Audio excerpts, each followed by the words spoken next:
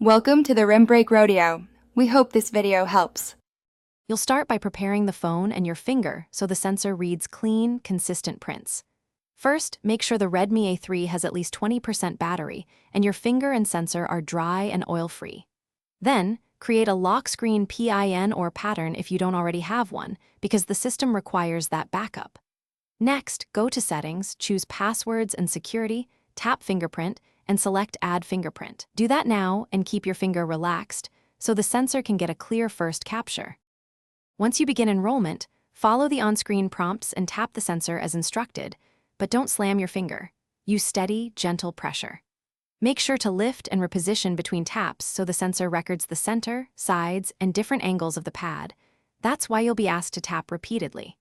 If possible, enroll 2 fingerprints, like both thumbs or thumb and index, to make unlocking reliable whether you hold the phone in portrait or landscape. This reduces false rejections and speeds unlocks in daily use.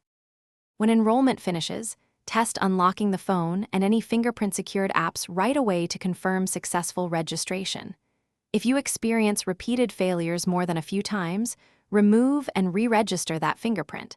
Sometimes a single poor capture causes trouble. Also, make sure the sensor area is clean and remove a thick screen protector or case that blocks the sensor. If problems persist, check for a system update.